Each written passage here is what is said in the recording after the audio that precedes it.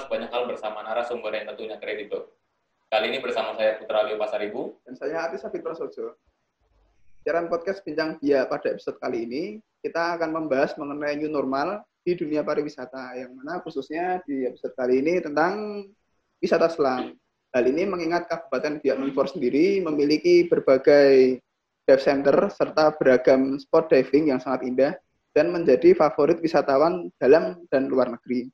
Sebut saja contohnya ada Catalina Point yang terkenal dan telah cukup lama dikenal di Biak juga, merupakan spot penyelaman yang memiliki bangkai pesawat Consolidated PBY Catalina milik Amerika Serikat yang karam sebagai saksi bisu terjadinya Perang Dunia Kedua yang juga berlangsung di Biak dalam Pacific Theater dan terkenal dalam sebutan Battle of Biak.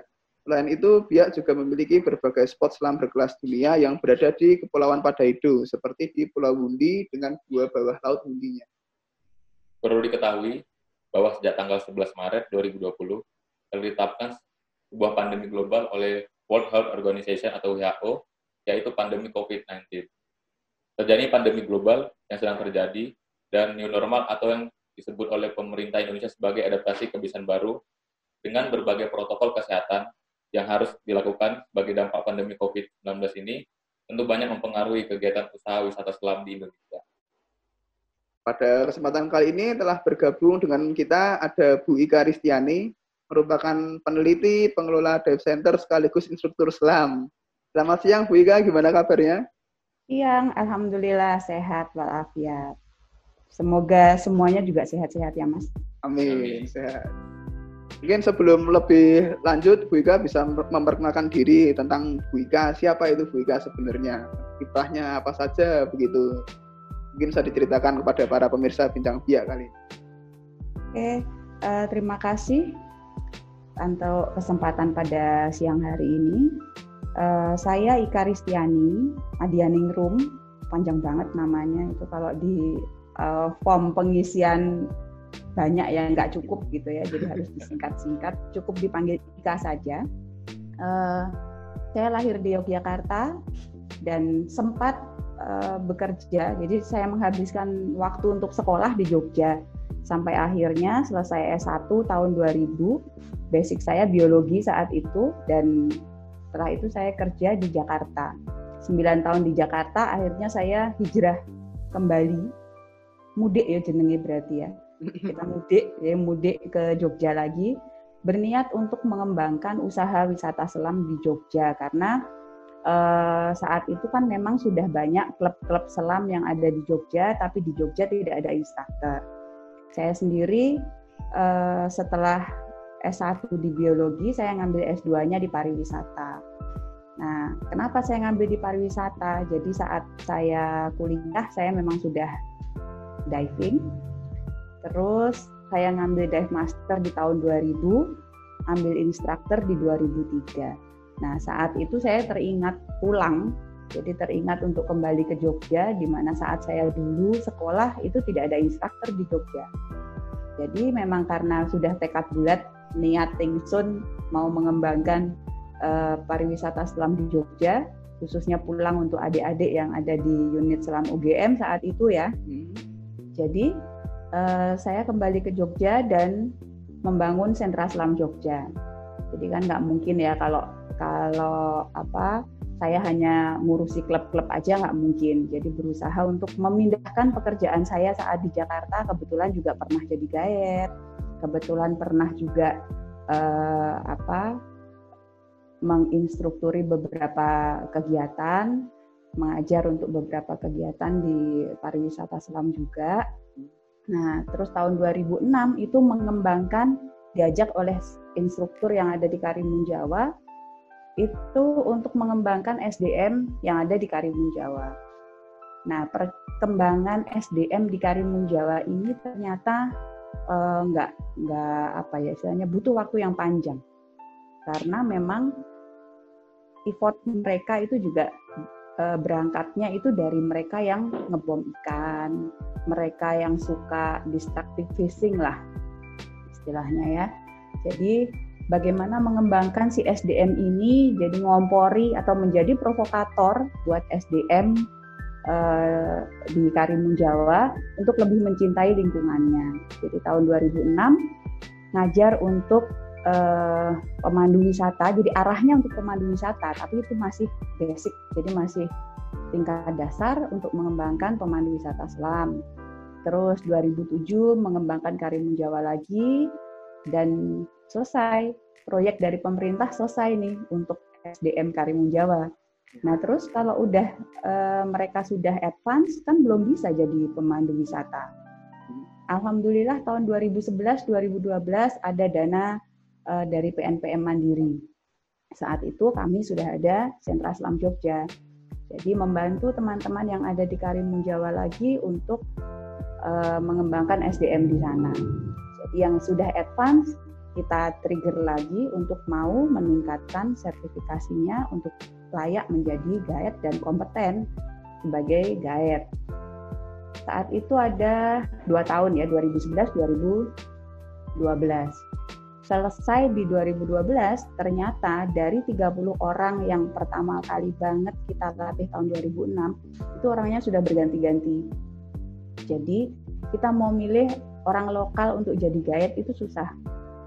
Dan saat itu kan pelatihan dari Dinas Pariwisata kan mengharuskan yang ber-KTP Karimun Jawa. Akhirnya tahun 2015 ada program Kagama Bangun Karimun Jawa. Nah di situ kita mulai mendapatkan orang-orang yang memang mau dan berniat untuk bergerak di pariwisata bahari, di mana saat tahun itu pariwisata bahari untuk selam dan snorkeling di Karimun Jawa mulai berkembang. Jadi ya setelah itu akhirnya tahun 2016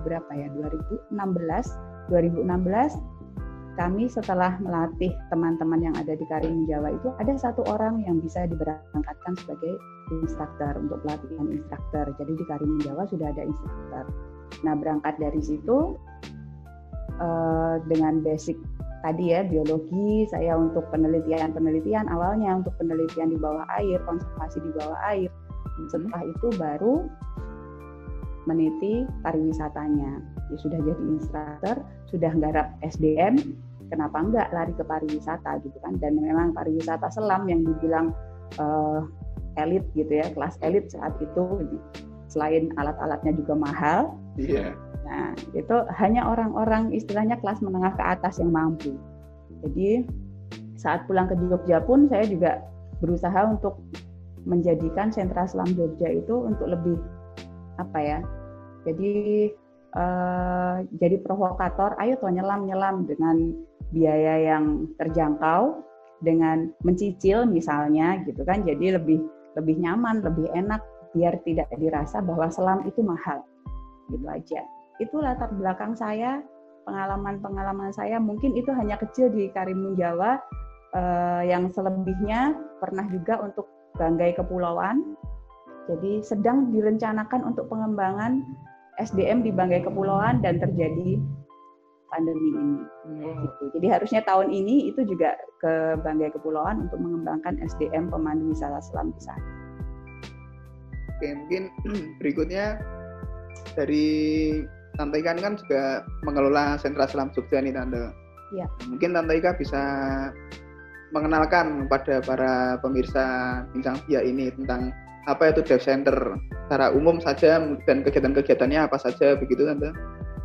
Dive Center itu sebenarnya pusat kegiatan menyelam atau bisa untuk sertifikasi selam, bisa untuk wisata atau trip penyelaman, bisa juga jual-jual peralatan selam, jasa servis untuk peralatan selam sendiri, pengisian tabung udara misalnya, terus penyewaan peralatan selam juga bisa. Dan SDM yang ada di situ itu selain owner yang harus istilahnya kuat, itu juga ada admin, staff-staffnya gitu kan, instrukturnya harus ada, dive masternya harus ada gitu. Nah, untuk Sentra Selam sendiri karena kita banyak mengurusi untuk teman-teman UKM, jadi dive master di sini silih berganti. Tentunya apa? saat sudah melatih orang-orang nih, sudah siap jadi dive master, mereka nanti selesai kuliah, pindah ke lokasi tempat mereka kerja atau apa gitu kan, otomatis kan kadang ada rasa sedih, wah itu sudah pinter tapi harus pergi gitu kan. Tapi punya kepuasan sendiri saat teman-teman yang sudah pergi ini meniti karirnya, bahkan juga di dunia selam bisa jadi instruktur juga gitu kan, ada rasa seneng gitu, ada rasa bangga bahwa oh ternyata murid-murid sini juga bisa jadi instruktur di luar sana. Jadi seperti itu. Jadi kalau untuk pelatihan atau sertifikasi, kenapa perlu sertifikat selam? Ya karena kalau kita ke dive center atau kita ke tempat wisata selam, pasti akan ditanya oleh operatornya, sertifikat selamnya mana? Jadi dia akan dibawa ke lokasi yang memang nantinya itu cocok dengan jenjang atau tingkatan selam yang dia miliki. Nah, mungkin Tante Ika bisa menceritakan tentang dampak yang dialami pelaku usaha wisata selam yang akibat dari pandemi ini seperti apa? Jadi sejak tadi sudah disampaikan ya, sejak dinyatakan sebagai pandemi global itu pada tanggal 11 Maret, itu memang pariwisata itu seolah-olah berhenti, termasuk pariwisata selam. Jadi banyak sekali orang yang merumahkan karyawan. Terus ada juga yang memberhentikan malah. Karena memang selama sebulan itu otomatis tidak ada wisatawan. Nggak ada wisatawan berarti terus pekerjanya ngopo. Kan nggak ada kegiatan juga gitu kan. Untuk meminimalisasi meminimalisasi keuangan. Jadi untuk kegiatannya itu akhirnya banyak yang karyawan dirumahkan. Tapi sebulan setelah itu Perkumpulan Usaha Wisata Selam Seluruh Indonesia atau PUSI itu melakukan survei. Jadi bulan April itu melakukan survei terhadap dive operator terkait dengan dampak pandemi terhadap bisnis atau industri wisata selam. Jadi hasil yang diperoleh dari 154 responden yang ditanya itu ternyata ada 102 itu sekitar berapa 60% gitu untuk yang berhenti total beroperasi, dan ada 39 yang masih beroperasi sebagian dan hanya 13 dive operator saja yang masih beroperasi. Jadi benar-benar dari 154, mungkin 154 bukan angka yang totally seluruhnya se-Indonesia Raya gitu ya. Masih banyak juga yang nggak ngisi form surveinya gitu. Jadi dari 154 itu aja 102 itu berhenti total beroperasi gitu. Jadi buat yang survive, yang 13 ini yang masih berusaha beroperasi, sekarang ini jadi dari April sekarang sudah Agustus, itu sudah mulai yang di Bali itu sudah mulai bergerak. Ada juga yang sudah mulai bergiat lagi gitu. Walaupun tamu-tamu atau wisatawannya juga belum banyak. Jadi masih jadi biar tidak berkepanjangan gitu. Mereka merasanya bahwa ini sudah sangat lama gitu kan. Nah, untuk total kerugian itu kira-kira sudah kalau pariwisata kita itu kan digadang-gadang yang paling penyumbang devisa paling besar gitu. Selain minyak bumi gitu kan. Nah, itu ternyata memang kerugiannya untuk wisata selam ini dari survei itu juga sekitar 75 atau 75 sampai 80-an miliar. Jadi benar-benar 93 responden itu sudah tidak memiliki pemasukan dari 154 dive operator. Terus ada 1.784 pekerja yang terdampak itu sudah dirumahkan, yang 44% dirumahkan tanpa tanggungan, unpaid, dan 26 dirumahkan dengan tanggungan. Terus 4,5% ya sekitar 4,5 sampai 5%-an itu di PHK, jadi diberhentikan. Jadi kalau untuk untuk saat itu banyak sekali teman-teman guide yang dirumahkan itu beralih alternatif income-nya sebagai petani mereka bercocok tanam, mereka juga ada yang jualan sembako, ada yang juga nge-Grab, Gojek, banyak. Jadi memang benar-benar berhenti dan mereka harus memutar otak, apalagi yang sudah berkeluarga ya. Itu jadi benar-benar harus memutar alternatif income-nya apa nih yang paling bisa dijalankan di sini gitu. Itu Mas terkait wisata selam saat itu ya. Nah saat ini yang sudah bergerak itu contohnya di Bali, dan memang bulan lalu itu sempat kita membuat, jadi dengan saya mengikuti FGD untuk menyelam aman itu seperti apa.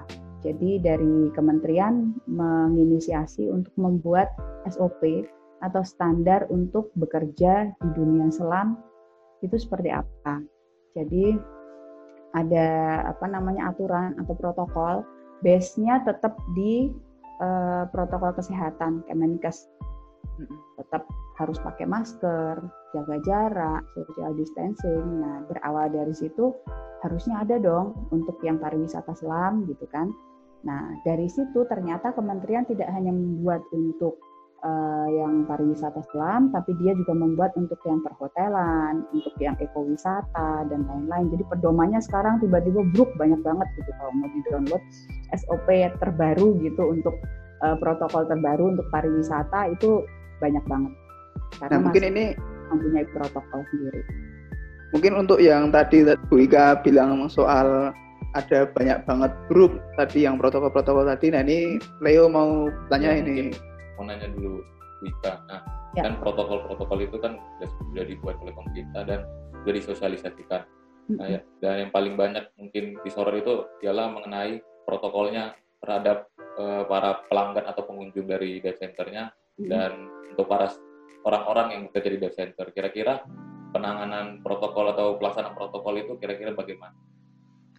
Kalau pelaksanaannya itu ya harus sesuai apa ya istilahnya, orang datang gitu boleh berkunjung, boleh datang gitu kan, harus tetap menggunakan masker, harus tetap menjaga jarak, harus tetap istilahnya menyiapkan tempat cuci tangan, bahkan hand sanitizer itu memang harus disediakan. Jadi itu yang paling utama, yang harus ada itu udah wajib ain gitu, harus ada gitu di lokasi-lokasi wisata. Jadi harus membuat orang yang datang itu merasa oh ini disediakan, berarti memang harus mentaati prosedurnya. Bahkan untuk tempat duduk gitu, tempat duduk juga dibuat agak berjauhan. Jadi kalau misalnya mereka mau berbicara pun harusnya ya udah nggak bisa seperti dulu lagi. Memang ada yang berpendapat bahwa kalau kita nyelam, kalau kita latihan, kalau kita di laut gitu ya nggak lucu aja kita ngomong jauh-jauhan gitu kan. Ada yang bilang begitu gitu saat awal-awal Bali mulai beroperasi gitu kan. Social distance itu agak sedikit diabaikan gitu kata teman-teman gitu kan. Cuman diabaikan dalam artian gini, mereka merasa bahwa kalau udah selesai, contohnya di Tulamben aja. Tulamben itu kan begitu mentas langsung dapat lokasi terbuka gitu kan. Yeah. Nah harusnya memang masker tetap harus dipakai lagi gitu. Tapi kan mungkin ngebayanginnya susah gitu. Kita basah-basah bawa peralatan, terus ngerogoh saku, cari masker untuk dipakai lagi gitu kan. Ya nggak sesaklek itu juga gitu. Yeah. Tapi kita harus memperhatikan bahwa jaga jarak itu penting. Bahwa memang yang kita hadapin itu soalnya kan barang yang nggak kelihatan nih. Yeah. Nah itu. Jadi karena datang tak diundang itu tadi loh, pulang nggak diantar itu kan. Pulang nggak tahu kapan. Iya pulang nggak tahu kapan. Jadi kita harus benar-benar menerapkan. Jadi kesadaran di masing-masing aja sih. Lebih ke arah situ ya, yang jelas menerapkan protokol kesehatan itu pasti yang sudah ada, bahkan di beberapa tempat gitu sudah harus ada istilahnya papan himbauan, mereka harus menjaga jarak, mereka harus menggunakan masker seperti itu Mas. Terus untuk berikut peralatan itu kan ada yang disewakan nih, tetap ada penyewaan peralatan. tapi yang bersangkutan atau wisatawan tidak diperkenankan ke area alat-alat sewa. Jadi meminimalisasi kontak dengan peralatan yang akan disewakan. Hanya orang-orang yang memang ngurusi peralatan yang boleh menyiapkan alat yang akan dipakai oleh tamu. Tentunya dengan prosedur disinfeksi peralatan, dan dia juga harus sudah cuci tangan dan prosedur yang sudah ditetapkan. Nah, terus kan itu tadi sudah dijelaskan oleh Bu Ika bahwa ada banyak peraturan dari SK Menkes, protokol-protokol, kan sepertinya ada yang menyinggung soal penggunaan disinfektan begitu. Nah, mungkin ini terkait proses disinfektasi ini, mungkin bisa diceritakan bagaimana penggunaan disinfektan yang terkait dengan dunia selam ini, Bu Ika. Disinfektan di dalam peralatan selam itu lebih kita garis bawahi di peralatan selam. Karena droplet yang alat selam yang kita pakai itu kan support untuk kita bernafas di bawah air. Yang pasti karena kita bernafas pakai mulut, regulator yang kita pakai itu pasti masuk di mulut. Jadi disinfeksi peralatan itu lebih digaris bawah, istilahnya harus di bold tinta merah gitu ya, bahwa disinfeksi peralatan itu harus benar-benar dilaksanakan. Nah, dengan apa? Dengan kita merendam dengan cairan-cairan disinfektan. Nah, cairan disinfektan itu tetap kita harus mengacunya ke dan itu juga mengeluarkan, dan itu badan yang untuk downward itu Dive Alert Network.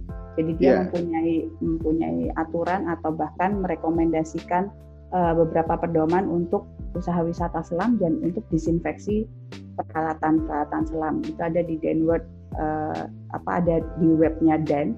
Itu nanti bisa dicari di situ, dan itu masih terus berkembang saat ini ya, masih terus berkembang penelitiannya, bahwa tetap harus memindahkan nanti itu kalau bak yang dipakai untuk mencuci peralatan dikasih cairan disinfektan, dibuangnya kemana? Jadi harus benar-benar melihat juga bahwa limbah ini kan pastinya kalau dibuang ke laut, karangnya bagaimana nanti?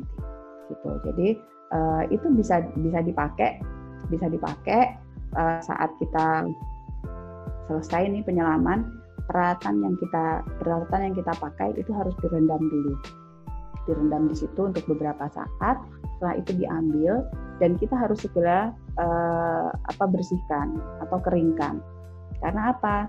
Jangan lupa bahwa droplet itu ada di dalam, ya kan? Saat kita pakai regulator itu potensi droplet itu ada di dalam regulator kita. Nah, itu akan lebih baik kalau itu juga dibersihkan. Boleh nggak kalau kita hanya mengganti mouthpiece aja? Toh kan yang masuk ke mulut hanya mouthpiece, nggak bisa. Jadi harus benar-benar yang disinfeksi itu termasuk di dalamnya second stage yang kita pakai itu. Gitu. Dan harus dipastikan jangan ada bekas dari disinfektan itu yang nempel di logam-logam. Jadi setelah selesai ya harus dilap, harus dibersihkan. Gitu. Berarti kan kalau desinfeksi ini harus dilakukan ke setiap alat ya. Iya. Nah, kedepannya kan berarti untuk penyewaan alat tetap berlangsung dan tetap berjalan. Nah, kira-kira untuk mengelolanya agar tidak terjadi penyebaran virus ini lagi yang lebih parah, kira-kira untuk di dive center sendiri, kira-kira pengelolaannya caranya bagaimana? Mungkin apakah alatnya langsung setelah didesinfeksi langsung ditaruh ke tempat semula, atau mungkin ada tahap-tahap tertentu yang mungkin harus dilewatin, harus dilakukan oleh dive center sendiri? Yang dikhususkan untuk peralatan yang disewakan gitu kan? Ya kalau untuk alat yang disewakan itu yang jelas hanya satu atau dua orang aja yang pegang. Jadi jangan banyak-banyak orang, udah nggak bisa lagi sekarang cuci alat rame-rame gitu kayak di klub gitu kan. Ayo kita bareng-bareng menyuci alat rame-rame, itu udah nggak bisa lagi karena pasti akan berpindah dari tangan satu ke tangan yang lainnya. Nah, itu hanya benar-benar orang yang sudah menggunakan sarung tangan misalnya.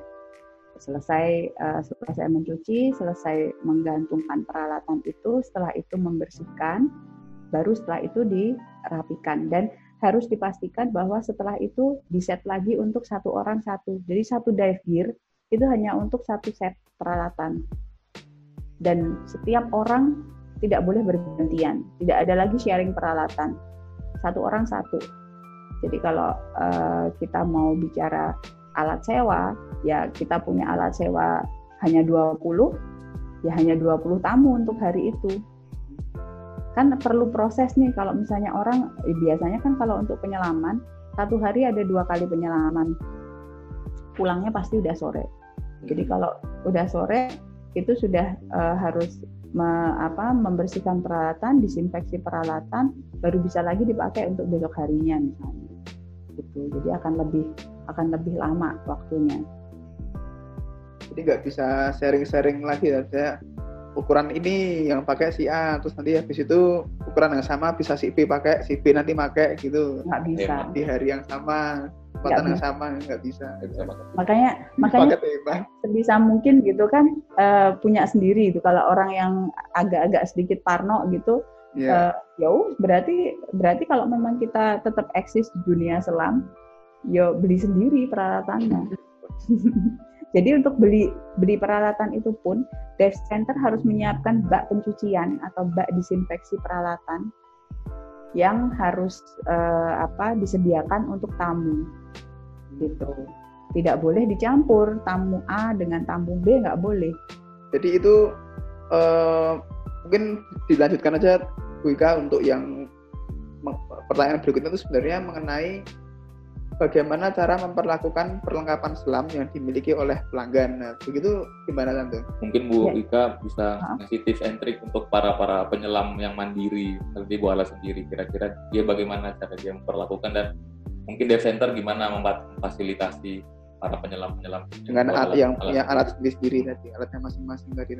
Kalau yang alat masing-masing ya berarti setiap kali nanti wisatawan ini sudah selesai, dia disediakan bak pencucian peralatannya sendiri. Jadi kalau yang di dive center kan alat-alat rental tuh semuanya diambil oleh orang yang ngurusin alat-alat rentalnya. Nah kalau yang ini untuk yang sendiri ya ada bak yang disediakan untuk pencucian alat, dan biasanya untuk yang kamera dan segala macamnya itu akan dipisahkan. Gitu. Jadi harus ada bak pencucian peralatan, harus ada bak untuk membilasnya. Jadi setelah dicuci cairan disinfektan itu tadi tetap harus dibilas.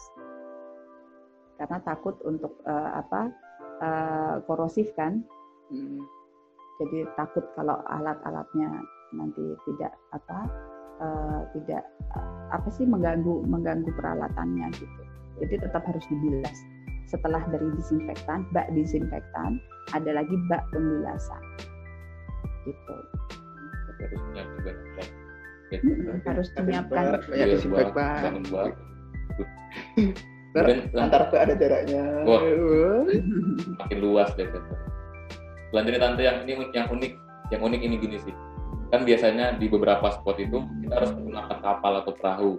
Nah, karena ini kan protokol kesehatan harus tetap terlaksana. Sedangkan mungkin kalau di kapal apabila cuacanya buruk, ombaknya tidak bersahabat, goyang-goyang kan lama-kelamaan social distancing atau jarak antar fisik itu kan tidak terhindari, itu malah makin mendekat, malah ya tidak terlaksana sepertinya. Bisa tabrak-tabrakan juga tanpa pas ombak gitu kan. Kira-kira. Jadi kalau untuk di kapal nih, tindakan pencegahannya gitu gimana tuh Tante? Kapal yang kapasitasnya 10 orang, sekarang hanya bisa dipakai untuk 5 orang. Gitu. Jadi cost-nya pasti akan lebih tinggi. Makin mahal. Gitu. Terus ini Tante, menyelam itu kan tidak terlepas dari menggunakan tabung udara itu. Nah, karena pandemi yang terjadi ini dan new normal yang berlaku ini, itu ada cara khusus, cara aman, cara steril atau bagaimana begitu tidak yang terkait dengan proses pengisian tabung ini? Kalau maksudnya apa ya Mas? Kalau untuk pengisian tabung yang sudah sesuai dengan mungkin yang sesuai dengan protokol dan sebagainya tersebut, ada cara aman tidak untuk proses pengisian tabung ini? Kalau proses pengisian tabung yang jelas misalnya nih kita sudah disinfeksi di first aid-nya gitu kan, kita mengisi tabung. Yang mengisi tabung itu pun tangan harus bersih. Tetap prosedurnya seperti itu. Jadi benar-benar kalau anak-anak eksak tuh kalau praktikum tuh harus aseptis tuh dan udah harus steril ya istilahnya. Ngisi tabung ya nggak boleh lagi kayak dulu ayo diisi dipegang-pegang untuk banyak orang gitu, udah nggak bisa lagi. Jadi benar-benar dia setelah selesai mengisi nanti dilap lagi dan disendirikan. Jadi ya prosedurnya seperti itu, sama seperti mendisinfektan peralatan yang lainnya. Terus apakah yang mengisi tabung itu mungkin hanya satu orang begitu Tante? Kalau di dive center, di dive operator biasanya sudah ada yang bertugas sendiri. Tapi kalau untuk kita bicara kelasnya massal ya, teman-teman UKM gitu, yang dipasrai ya misalnya ada 2 orang gitu. Ya 2 orang itu istilahnya harus clear dulu, dia harus cuci tangan dulu, harus pakai hand sanitizer misalnya sebelum megang first aid. Seperti itu aja. Tetap pokoknya jangan lupa cuci tangan udah gitu. Kalau misalnya perlu memang pakai sarung tangan. Ya, apalagi kan kalau saya pernah dengar juga, saya baca juga COVID-19 ini airborne disease, jadi kan kemungkinan kan dia bisa juga masuk melalui udara. Tapi kita nggak tahu juga, belum ada penelitian lebih lanjut lagi. Makanya untuk mengantisipasinya itu memang dari pengisian tabung ini harus benar-benar aman. Bahkan dari yang saya tahu juga mungkin dari sumber udaranya juga harus benar-benar bersih. Iya, dari kontaminan. Iya, dari kontaminan. Itu sendiri sebenarnya Bu Ika, dari Divers Alert Network juga, dari Dan itu dia juga sudah pernah sedikit menyinggung soal pengisian tabung tersebut. Jadi walaupun dirasa sebenarnya cukup aman karena suhu kompresor ketika bekerja di area filter itu bisa mencapai di atas 100 derajat, bahkan hingga 120 derajat. Jadi kemungkinan virusnya itu mati gitu loh. Ya. Cuman masih educated guess gitu, masih tebakan lah. Iya, jadi yang namanya istilahnya kajian itu masih terus dilakukan. Apakah benar-benar safe untuk kegiatan kita atau bagaimana gitu. Jadi update itu sampai sekarang itu masih terus. Jadi jangan terus udah kok protokolnya kayak gini. Kita sudah istilahnya sudah still yakin gitu bahwa ini sudah sangat aman gitu. Sangat aman ini juga wisatawan juga harus berhati-hati, aman untuk dirinya sendiri juga. Jadi kalau memang belum yakin sih, ya nggak usah. Tapi kalau memang sudah yakin, sudah ya udah bismillah berangkat gitu ya untuk trip, untuk kegiatan gitu. Ya nggak apa-apa, dan kita harus proteksi diri sendiri dengan protokol yang sudah ada. Itu aja. Mungkin kemudian misalnya di suatu tempat terjadi kasus darurat, keadaan darurat yang membutuhkan pertolongan pertama yang cepat dan memang harus dilakukan, dan harus ada CPR-nya. Kira-kira untuk dari pihak dive center atau mungkin yang pihak yang terlibat dalam bidang penyelaman, kira-kira untuk menangani kasus seperti itu kira-kira bagaimana? Ya. Jadi sekarang sudah nggak bisa lagi CPR itu hanya dengan alat bantu yang untuk dari mulut ke mulut. Jadi kita sudah harus pakai ambu bag. Ambu bag itu yang kayak dipompa itu ya. Nah, cuman kan seperti itu kan memang harus benar-benar orang yang sudah terlatih. Iya. Jadi tidak bisa asal dilakukan. Ini gampang, hanya kayak mompa mainan anak-anak gitu kan, pompa gitu. Nggak seperti itu juga, kan harus iramanya harus tepat. Jadi sekarang itu beberapa itu menyelenggarakan kegiatan untuk rescue di kala pandemi ini seperti apa gitu. Jadi itu juga masih terus berkembang, dan yang jelas kalau untuk tadi ya, untuk nafas itu tadi ya, kita menggunakan ambu bag itu. Gitu. Mungkin ini pertanyaan terakhir Bu Ika. Kalau di Islam itu kan seingat saya ada itu prosedur yang pakai regulator gantian-gantian seperti itu tingkat darurat, seperti misalnya kehabisan udara atau bagaimana. Nah itu apakah ada cara untuk mengatasinya, mengganti prosedur tersebut dengan langkah yang lain, atau ketika di air itu tetap bisa dilakukan begitu?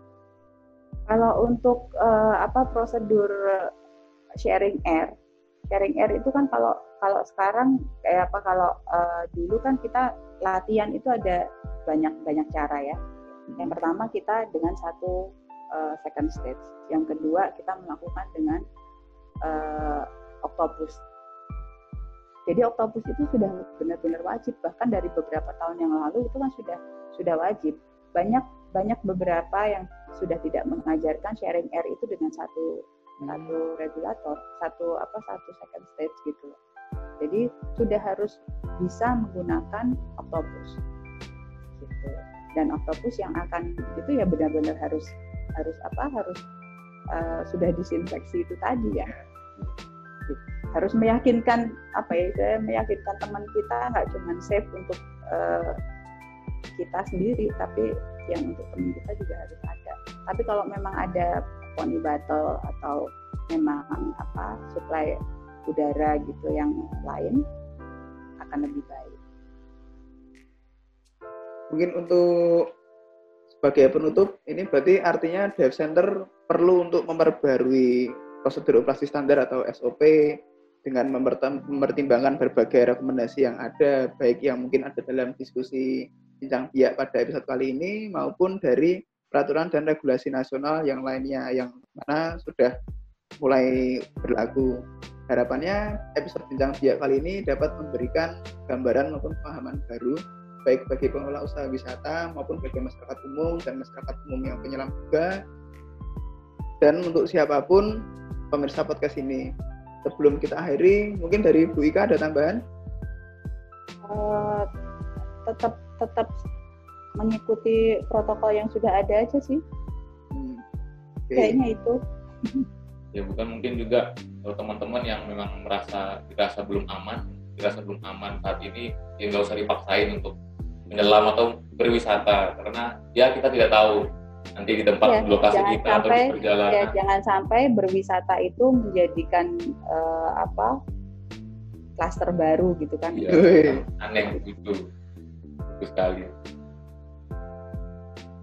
Terima kasih banyak Bu Ika telah menjadi narasumber kami di episode Bincang Biak episode kali ini.